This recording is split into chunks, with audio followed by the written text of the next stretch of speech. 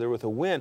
It's huge, especially mid-December. Nice job. Peyton Manning with his 34th career 300-yard game on the road in NFL record. For more on the Colts' big victory, let's check in with Rich Eisen, Marshall Faulk, Steve Mariucci, and Deion Sanders, and number 18, right. Peyton Manning. Rich, take it away.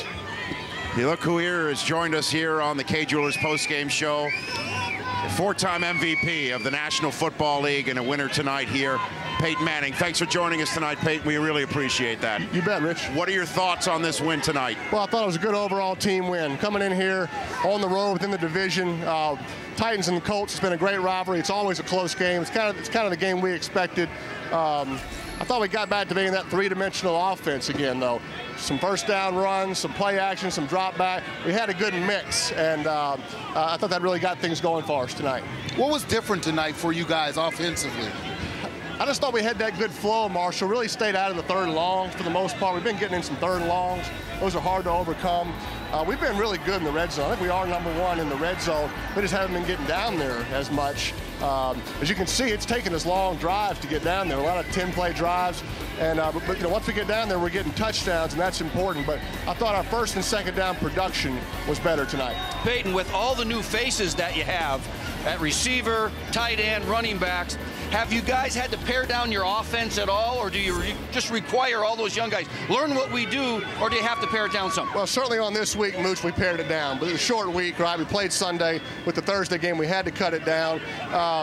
But we really expect those guys to learn. You know, they get a lot of reps during the week, and you know, Blair White and Tammy and Javaris James, we throw a lot at them. Right. I'm really proud of their efforts. Those guys are just learning so much on the run in critical situations. I really appreciate how hard they're working. You're playing it with a bunch of new guys in new positions. You're constant Reggie Wayne Garcon.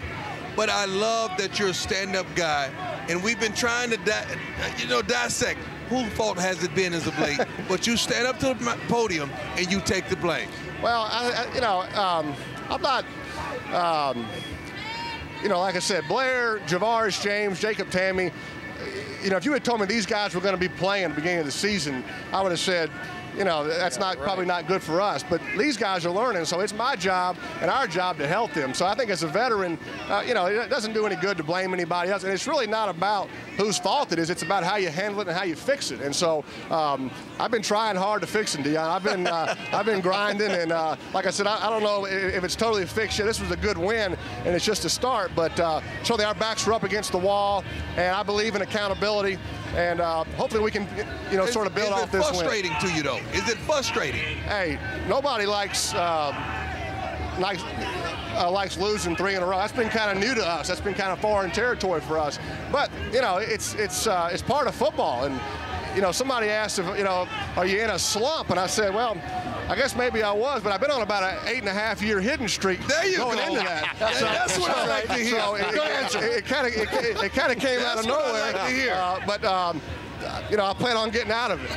That said, with all these young guys you're trying to coach up, I think Blair White had the defensive play of the night in the end zone when he jumped in front of the pass that was for Reggie Wayne. What did you say to Blair after that? Like I said, y'all have so many cameras with this coverage, and I realize you can't do anything without getting filmed. And so I asked Alex what I said to Blair, and she said she couldn't repeat it, which, I don't...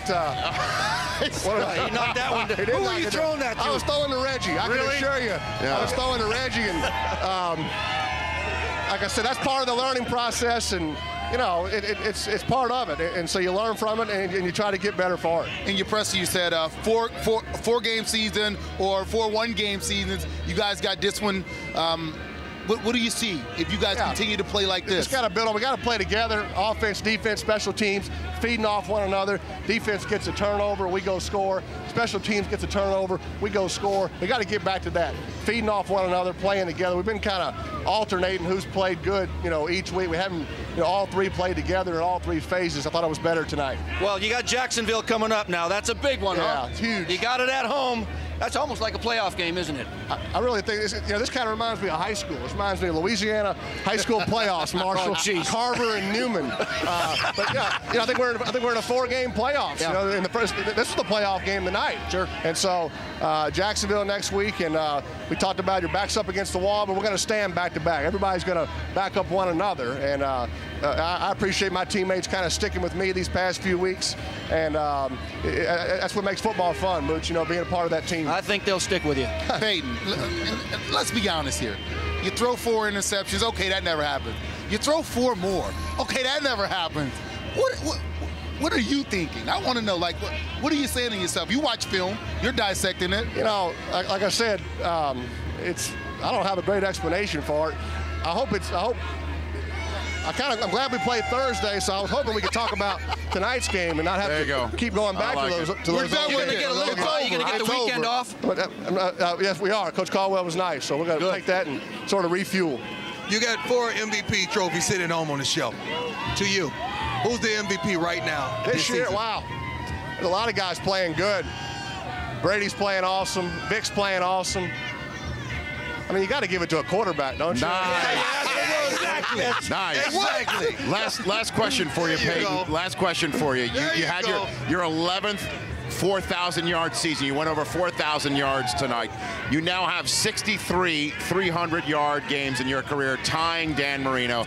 You're back in Tennessee here, where you started with your career as a Tennessee Volunteer. You have all of these fans here who are following you as a Colt and from the Volunteer days. When you hear these numbers, I know you still have a lot to go in your career. You were named a top 10 player of all time in our series.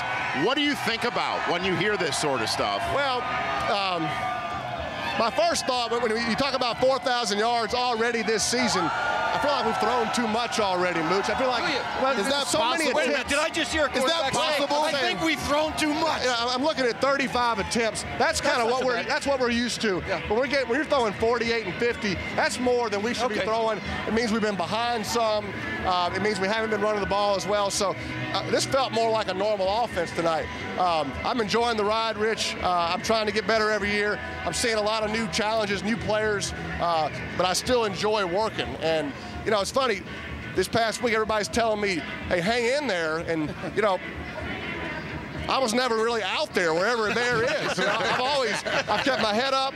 I've been positive. I think it's been a test of faith and kind of working through adversity. And, you know, like I said, I don't read the clips and I don't read what they say, but Tom Moore says, hey, keep your head up. And I went, God, it must be really bad, Tom, if you're telling me to keep my head up. Yeah. But my head's been up. He said, don't listen to Dion. Like I said, it's,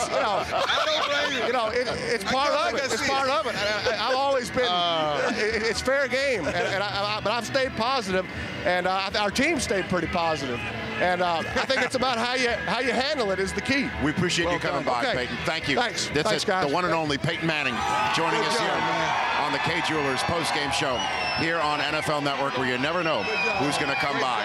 Peyton Manning, one of the all-time greats, heading off a big-time winner tonight and a must-win game for the now 7-6 Indianapolis Colts. Very much alive in the 2010 National Football League regular season, with a chance to keep playing on into January. And who in the world would want to see this guy and Reggie Wayne and a potentially revitalized and re-energized, healthy Indianapolis Colts team, or even potentially visit them to start Week 1 of the National Football League playoffs?